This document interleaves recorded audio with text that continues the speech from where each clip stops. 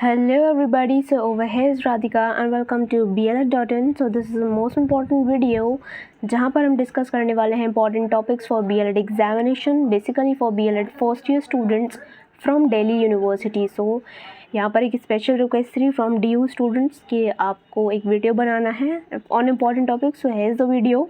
यहाँ पर हम पूरे 6 सब्जेक्ट्स के लिए डिस्कस करने वाले हैं एंड देखने वाले हैं किस पैटर्न पर एग्जामिनेशंस आते हैं और ऑल्सो क्या यहाँ पर इंपॉर्टेंट टॉपिक्स हैं जो कि आपको दैट में रखने हैं अपने एग्जामिनेशन में अच्छे से प्रिपेयर करके जाने हैं. चलिए बढ़ जाते हैं आगे. सो आप लोगों में से जितने भी लोग नए देख रहे हैं ज़रूर से चैनल को सब्सक्राइब कर लें सो दैट जो भी BLED के इन्फॉर्मेशन हैं एंड अपडेट्स हैं वो आपको टाइम पर मिलते रहें.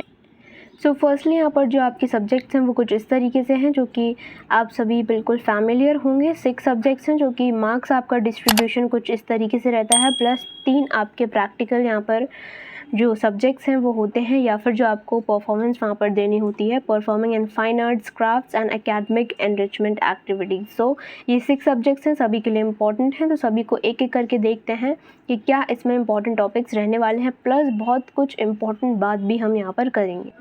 तो सबसे पहले हमारा चाइल्ड डेवलपमेंट बाल विकास. तो यहाँ पर फॉर दिल्ली यूनिवर्सिटी आप सभी को एक चीज़ पता होनी चाहिए कि जो आपका सिलेबस है वो इम्पॉर्टेंट है प्लस जो बहुत ज़्यादा इम्पॉर्टेंट ये है कि यहाँ पर जो टॉपिक्स लिखे हुए हैं वो एज इट इज़ आपके जो एग्ज़ामिनेशन में हैं वो नहीं पूछे जाते हैं. ठीक है, एक आध 2 टॉपिक्स होंगे जो आपको डायरेक्टली पूछ लेंगे बट जो दिल्ली यूनिवर्सिटी है वो बहुत ज़्यादा प्रैक्टिकल अप्रोच रखती है. ठीक है, तो आपके जो क्वेश्चंस हैं वो डायरेक्टली ना आके कुछ एक्सपेरिमेंट बेसिस पर आते हैं कि आपको कुछ सोचना पड़े. क्रिटिकल थिंकिंग को प्रमोट करती है दिल्ली यूनिवर्सिटी और इस तरीके के ही क्वेश्चंस आपकी एग्जामिनेशंस में पूछे जाते हैं. तो एज इट इज़ तो देखिए ये जो टॉपिक्स हैं वो नहीं आते हैं बट क्या है कि आपको बेसिक तो आना ही चाहिए, राइट. जब आपको बेसिक नहीं आएगा देन आप क्वेश्चंस को अच्छी तरीके से टैकल नहीं कर पाओगे.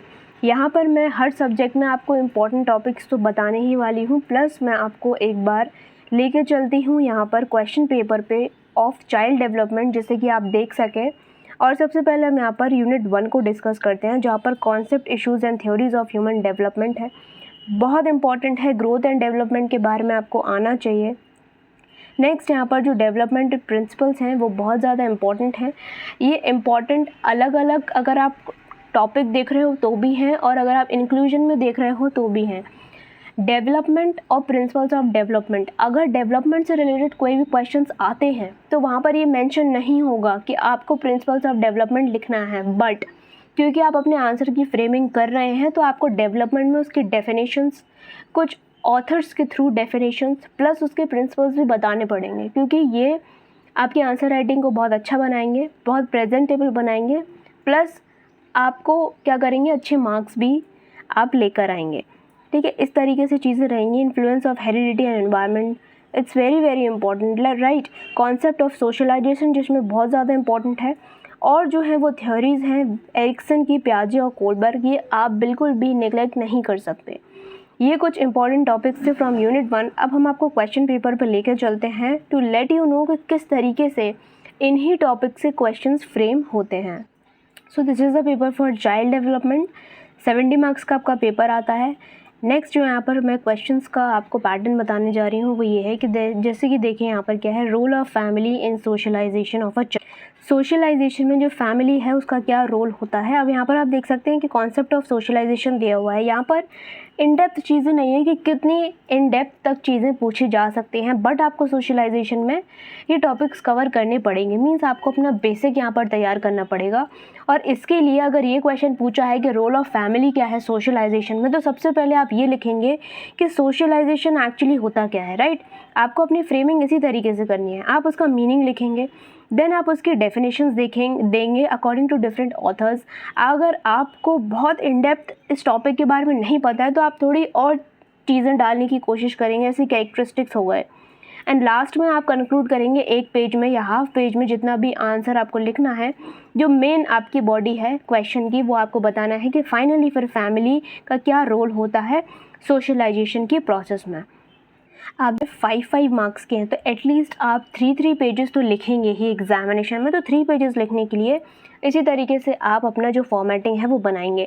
अब यहाँ पर आप देख सकते हैं कि क्वेश्चन आया है, observation as a method of study children, ठीक है। तो यहाँ पर जो स्टेजेस हैं डेवलपमेंटल स्टडी की, कैसे आप यहाँ पर ग्रोथ और डेवलपमेंट को स्टडी करते हो, तो उसमें से जो एक ऑब्जर्वेशन मेथड है उसके बारे में उन्होंने आपसे पूछ लिया। अब आपको क्या है कि मेथड्स के बारे में पता होना चाहिए, आप उनके बारे में थोड़ा लिख सकते हैं कि ये क्या होते हैं, क्यों हम इसको यूज़ करते हैं, देन आप ऑब्जर्वेशन मेथड के बारे में बता सकते हो। तो इस तरीके से क्या है, थोड़ा इन डेप्थ यहाँ पर चीज़ों को पूछा जाता है, लेकिन आपको सिलेबस जो है उसके थ्रू क्या करना है, अपना बेस बहुत अच्छा बनाना है, ठीक है। तो आपको डेफिनेशंस और इन सब चीज़ों के बारे में आना चाहिए, कैरेक्टरिस्टिक्स, प्रिंसिपल्स, तभी आप एक बेहतर आंसर राइटिंग कर पाएंगे। ये मैंने आपको इसलिए बताया क्योंकि यहाँ पर काफ़ी प्रैक्टिकली आंसर पूछा जाता है। जैसे कि एक क्वेश्चन हम और देख लेते हैं, इससे कि क्या है कि आपको क्लैरिटी आई है कि आपको किस तरीके से तैयारी एक्चुअली में करनी है। अब जो मैंने आपको थ्योरीज बताई थी एरिक्सन, पियाजे और कोलबर्ग की, उसका एक क्वेश्चन यहाँ पर पूछा है। डायरेक्टली ये नहीं पूछा है कि कोलबर्ग की थ्योरी क्या है वो पूरी आप लिख दीजिए, बट उन्होंने एक स्टेज को यहाँ पर बताया है कि किस तरीके से, एक उन्होंने पूरी सिचुएशन यहाँ पर बनाई है, देन पूछा है कि कोलबर्ग की जो मॉरल थ्योरी है, मॉरल डेवलपमेंटल स्टेज की जो थ्योरी है, उसमें से कौन सी स्टेज इस क्वेश्चन में फिट होती है और आपको अपनी प्रैक्टिकली आपने क्या सोचा इस बारे में वो यहाँ पर लिखना है। तो ये सारी चीज़ें हैं, आपको बेसिक कोलबर्ग की थ्योरी तो आनी ही चाहिए, तभी आप इस प्रैक्टिकल क्वेश्चन को सॉल्व यहाँ पर कर पाओगे। तो इसी तरीके से क्वेश्चंस आएंगे। जो मोस्ट इंपॉर्टेंट हैं वो है रहेंगे आपके लिए प्रीवियस ईयर क्वेश्चन पेपर्स, ठीक है, प्लस जो आपके दिल्ली यूनिवर्सिटी से आपको जो भी क्लासेस में नोट्स मिले हैं वो इंपॉर्टेंट रहेंगे, बिकॉज वो उसी पैटर्न पे आपको नोट्स प्रोवाइड करेंगे जो कि आपके एग्जामिनेशन में कहीं ना कहीं उस तरीके से क्वेश्चन पूछे जाते हैं।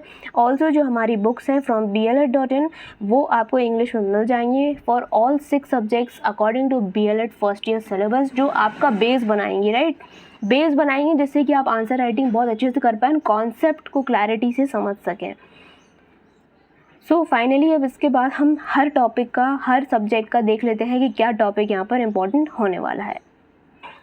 जैसे कि this is the book for child development, इससे आप काफ़ी सारी चीज़ों को कवर कर सकते हैं। हिंदी और इंग्लिश सभी बुक्स के लिंक मैं आपको डिस्क्रिप्शन में प्रोवाइड कर दूँगी, सो दैट आप चेक कर सकते हैं, एंड इफ़ रिक्वायर्ड आप बिल्कुल मंगा भी सकते हैं।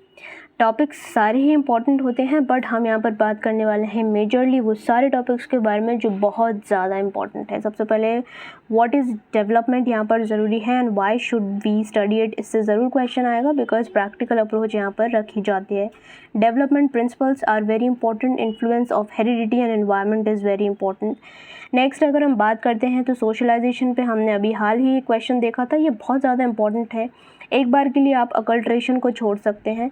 नेक्स्ट अगर हम बात कर लें थ्योरीज़, आप बिल्कुल भी नहीं छोड़ सकते, तीनों की ही, these are very very important, ठीक है। तो ये जैसे हैं क्वेश्चंस तो सभी से आ सकते हैं, ये कोई डाउट नहीं है, बट ये जो हैं ये सबसे ज़्यादा इंपॉर्टेंट थे, आप इसका स्क्रीनशॉट लेते चलेंगे, राइट। नेक्स्ट यहाँ पर हम बात कर लेते हैं कि इम्पोर्टेंट ऑफ कंसेप्शन के बारे में आपसे पूछ सकते हैं। नेक्स्ट जो बहुत इंपॉर्टेंट है वो है emotions in infancy. Next physical and mental development of infants, तो ये बहुत ज़्यादा ज़रूरी है। ऑल्सो पर्सनालिटी डेवलपमेंट पर भी क्वेश्चंस आ सकते हैं, जो कि मैं बार बार रिपीट कर रही हूँ। सिलेबस पूरा इंपॉर्टेंट है, हर टॉपिक इंपॉर्टेंट है, but at the end time पर अगर आपको रिवीजन करना है तो आप किन का रिवीजन कर सकते हैं जो कि आपके लिए इफ़ेक्टिव रहेगा। नेक्स्ट जो यहाँ पर क्वेश्चन आता है वो आता है physical growth and motor development से, इंटेलेक्चुअल कैरेक्टरिस्टिक्स से आता है, डेवलपमेंट ऑफ पर्सनालिटी पर एक क्वेश्चन यहाँ पर आ सकता है। Next play patterns of pre school children पे एक क्वेश्चन ज़रूर आता है। नेक्स्ट बात कर लेते हैं फिजिकल ग्रोथ एंड डेवलपमेंट, जो कि एलिमेंट्री स्कूल चाइल्ड के रेफरेंस में यहाँ पर बताई जा रही है, जो बहुत इंपॉर्टेंट है। That is social world of a child, जिसमें आपको सोशलाइजेशन का प्रोसेस बताना है एलिमेंट्री स्कूल चाइल्ड का, कि किस तरीके से जो सोशलाइजेशन की एक प्रोसेस है उसके वो गो थ्रू होता है एट दिस स्टेज। नेक्स्ट जो है वो मॉरल एटीट्यूड्स, उसका बहुत ज़्यादा ज़रूरी है। यहाँ पर उसकी सेल्फ डेवलपमेंट और सेल्फ कॉन्सेप्ट, सेल्फ आइडेंटिटी और सेल्फ कॉन्सेप्ट किस तरीके से बिल्ड होता है, इसके बारे में भी क्वेश्चन आ सकते हैं। Next and the very most important is कि स्पेशल चिल्ड्रन जो हैं उनके बारे में क्वेश्चंस आपसे ज़रूर से पूछे जाएंगे, जहाँ पर सारे ही आप देख सकते हैं बहुत ज़्यादा इंपॉर्टेंट है। इसमें टैलेंटेड, क्रिएटिव, गिफ्टेड चिल्ड्रन क्या होते हैं, स्लो लर्नर्स क्या होते हैं, अंडर अचीवर्स, आपको सबके बारे में पता होना चाहिए एटलीस्ट, कि अगर क्वेश्चन आ जाता है तो आप एग्जामिनेशन में उसको छोड़ के नहीं आएँ। Emotionally disturb children, culturally and socially disadvantage children, तो ये पूरा ही यूनिट इंपॉर्टेंट है, बिकॉज कोई भी पूछ सकता है आपसे, कोई भी एक दे देंगे कि अगर आप अंडर अचीवर्स के बारे में क्या सोचते हैं, वो किस तरीके के स्टूडेंट होते हैं, या फिर आपको एक सिचुएशन दे दी कि राम अगर इस तरीके का स्टूडेंट है, उसको जल्दी समझ में नहीं आ रहा, उसकी वोकैबुलरी वीक है, उसकी रिटेंशन पावर बहुत ज़्यादा कम है और वो बहुत ही एक स्लो लर्नर है, उसको चीज़ें जल्दी समझ में नहीं आती, तो वो क्या है, अंडर अचीवर है या फिर स्लो लर्नर है। इस तरीके से आपको कॉन्सेप्ट्स वहाँ पर पूछे जाएंगे। Next comes your contemporary India, जहाँ पे unit 1 India as a society, Indian emergence from freedom, struggle as a nation state. तो struggle as a nation state के बारे में आपसे, नेशन स्टेट के बारे में बेसिकली आपसे पूछ सकते हैं। नेक्स्ट इज यूनिट 2 कॉन्स्टिट्यूशन, पूरा यूनिट इंपॉर्टेंट है, इसमें सब कुछ बहुत ज़्यादा इंपॉर्टेंट है। Unit 3 economic issues, poverty and inequality पर पूछते हैं। Private public sector, new economic policy, employment, all topics are very very important, आप इनको बिल्कुल भी निगलेक्ट नहीं कर सकते हैं। Even child development and contemporary अपने आप में ही बहुत ब्रॉड सब्जेक्ट्स है, ऑल्सो बहुत ज़्यादा वो इंपॉर्टेंट है। नेक्स्ट आप क्या करेंगे कि यहाँ पर इसका जो स्क्रीनशॉट्स है वो लेते चलेंगे। यूनिट 4 क्या है, इंपॉर्टेंट रहेगा। डेमोक्रेटिक सिस्टम के बारे में आपको पता होना चाहिए, central, state level and local systems, ठीक है। किसी भी एक सिस्टम के बारे में आपसे पूछ लेंगे ना, आपको वहाँ पर लिखना पड़ेगा। जो आप स्किप कर सकते हैं वो यूनिट 5 रिवीजन के लिए आप स्किप कर सकते हैं, अदरवाइज आपको क्वेश्चन आना चाहिए। हर टॉपिक आपको इसलिए आना चाहिए कि इफ़ बाई चांस जो आप पढ़ कर गए हो उसमें से क्वेश्चंस नहीं आए और एक आध क्वेश्चन आपका ऐसा फंसा जो आप पढ़ के ही नहीं गए, तो आप क्या करेंगे, बहुत दिक्कत हो जाएगी आपको। इसलिए एक रफ ओवरव्यू आपको एटलीस्ट पता होना चाहिए, जिससे कि आप खुद से आंसर फ्रेमिंग तो कर सको। नेक्स्ट इज यूनिट 6, जिसमें चाइल्डहुड, रिजर्वेशन, सोशल कॉन्फ्लिक्ट, ये बहुत इंपॉर्टेंट है, इसका स्क्रीनशॉट आप ले लीजिए। ऑल्सो हिंदी मीडियम वाले स्टूडेंट्स आप इसका स्क्रीनशॉट यहाँ पर ले सकते हैं। Unit 4, 5 and 6। Next comes your nature of language, unit 1 verbal and non verbal communication, language and society, speech and writing and language as a rule govern behaviour, very important. इस statement को समझाने के लिए क्वेश्चन आ सकता है। अब आपके लिए जो टिप्स एंड ट्रिक्स हैं वो ये है कि जैसे कि मैंने आपको बताया कि क्वेश्चन अगर आपको नहीं आ रहा है ज़्यादा, पर्टिकुलर कोई क्वेश्चन आपसे पूछ लिया और आपका वो क्वेश्चन फंस गया, तो आपको करना ये होगा कि पहले उसका बेस फॉर्म करना है। जैसे लैंग्वेज के बारे में पूछ लिया, language is the rule govern behaviour, इस स्टेटमेंट के बारे में पूछ लिया तो पहले आप लैंग्वेज के बारे में लिखेंगे, उसका डेफिनेशन लिखेंगे, उसके कैरेक्टरिस्टिक, सिग्निफिकेंस, इंपॉर्टेंस, इस तरीके से लिख के आप 1-1.5 पेज में रेस्ट जो क्वेश्चन पूछा है उसको निपटा के कंक्लूजन लिख सकते हो, ठीक है। तो इस तरीके से आप यहाँ पर लिख सकते हैं। Unit 2 is organisation of sound, universal grammar, phonology, syntax and semantics, very important. Unit 3 organisation of text, discourse, structure is very important. Nature of classroom discourse is very very important, ये आपको करके ही जाना है, nature of classroom discourse. Unit 4 में multilingualism, यहाँ पर आप स्क्रीनशॉट ले सकते हैं जितने भी हिंदी मीडियम वाले स्टूडेंट्स हैं। अगर आपके पास सिलेबस नहीं है देन आप सिलेबस के लिए भी नीचे कमेंट सेक्शन में बता सकते हैं, या फिर क्वेश्चन पेपर्स अगर आपको चाहिए तो उसके लिए भी आप बता सकते हैं। कोर सोशल साइंस यूनिट 1 में उसके कॉन्टेक्स्ट में पूछेगा, history, geography, civics, sociology and economics कि इनके रेफरेंस में बताइए कि किस तरीके से सोशल साइंस से कनेक्टेड है या जो इनकी ब्रांच है कैसे आपको इनको डिस्क्राइब करना है, कैसे ये जुड़े हुए हैं इससे, ठीक है। नेक्स्ट जो बात करेंगे यूनिट 2, वेरी इंपॉर्टेंट, क्योंकि यहाँ पर जो आपके बेसिक यहाँ पर इंस्टीट्यूट्स हैं जैसे कि monarchy, aristocracy, imperialism, fascism, nationalism, democracy and citizenship, किसी के भी बारे में अभी आपसे पूछ सकते हैं, तो आपको पता होना बहुत बहुत ज़रूरी है।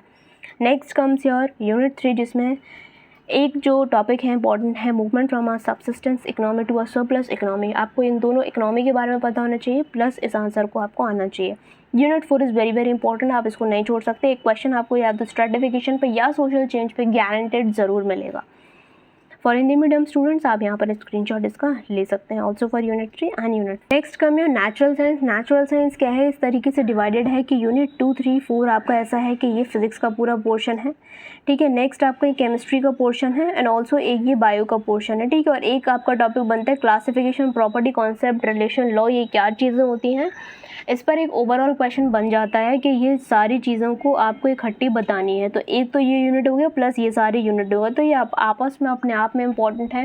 यहाँ पर कुछ ऐसा नहीं है कि पर्टिकुलर ये इंपॉर्टेंट है वो इंपॉर्टेंट है, कुछ भी आ सकता है, ठीक है। तो आपका जो पहले पोर्शन है स्ट्रॉन्ग हो आप उसको कर लो, जैसे फिजिक्स हो गया, केमिस्ट्री हो गया, बायो हो गया, प्लस यहाँ पर कुछ ये जो क्वेश्चंस यहाँ पर दिए हुए हैं इनको आपको प्रिपेयर करना है। इसके लिए मैंने एक वीडियो पूरा बनाया हुआ था और नेचुरल साइंस, तो मैं उसका और पूरी फर्स्ट ईयर का प्लेलिस्ट नीचे लगा दूंगी, तो जो भी आपको लग रहा है इंपॉर्टेंट टॉपिक्स आपके लिए कवर हो जाएंगे वीडियो से, वो आप इसमें कर लीजिए, ठीक है। 2-3 क्वेश्चंस इसमें से एज इट इज़ आ जाएंगे तो आपका काम बन जाएगा। सो जो बुक है सभी के लिए अवेलेबल है, सभी के लिंक्स नीचे लग जाएंगी। ऑल्सो ये इम्पॉर्टेंट है, plus previous year question papers इसके अवेलेबल हैं, तो वो आपको शेयर कर दी जाएंगे। अगर आपको चाहिए हैं तो आप ज़रूर कमेंट सेक्शन में बताइए। टेलीग्राम चैनल को ज्वाइन करें, जिससे कि जो भी अपडेट्स हैं प्लस जो question papers videos guidance videos share होती रहती हैं वो आपके भी काम आ जाए। सो हिंदी मीडियम वाले स्टूडेंट्स एक बार स्क्रीनशॉट ले सकते हैं अगर आपको इन टॉपिक्स के जो स्क्रीनशॉट हैं वो लेने हैं। ऑल्सो मैं मैथमेटिक्स के बारे में यहाँ पर बात करना चाहूँगी, जो कि यहाँ पर कई सारे टॉपिक्स गिवन हैं, बट ये एक्चुअली में इससे जो है बहुत आपको कम चीज़ें मिलेंगी, रादर आपको बहुत सारी अलग चीज़ें मिलेंगी, जो कि आपको पूरा आइडिया लगेगा प्रीवियस ईयर क्वेश्चन पेपर्स के थ्रू। कई सारे क्वेश्चंस हैं जो आए हुए हैं, अलग अलग कॉन्सेप्ट से क्वेश्चंस आए हुए हैं। ये इसका आपको जो सिलेबस फॉलो करना कोई अच्छी मतलब कोई होशियारी वाली बात नहीं रहेगी। दो आपको यहाँ पर चेक ज़रूर करना है कि जैसे फ्रैक्शंस हो गया, डेसिमल्स हो गया, एस्टिमेशंस, ठीक है, एरिया, वॉल्यूम, वेट, इस तरीके से क्वेश्चंस जो हैं वो आपसे इनसे पूछे जा सकते हैं। बट बहुत ज़्यादा आपको जिस पे जोर देना है वो है प्रीवियस ईयर क्वेश्चन पेपर्स। मैं आपसे रिक्वेस्ट करूँगी कि जितने भी लोगों के पास, really sorry for the background noise, please you can like ignore it. So आपको क्या करना है कि यहाँ पर ये जो सिलेबस है उसको तो देखना ही, प्लस प्रीवियस ईयर क्वेश्चन देखने हैं। एंड जिसके पास भी previous year question paper available हैं वो प्लीज़ हमको अप्रोच करें, हमारे व्हाट्सएप नंबर पर सेंड करें, जिससे कि हम मैक्सिमम स्टूडेंट्स के साथ उसको शेयर कर सकें। आई होप आपके लिए जो ये वीडियो है वो हेल्पफुल रहा होगा। ऑल्सो इस तरीके से आपको अपनी प्रिपरेशन करनी है हर साल में, ठीक है, हर ईयर में, और प्लस गाइडेंस के लिए आपको जो भी अवेलेबल करवाना है वो आप ज़रूर से बताइए।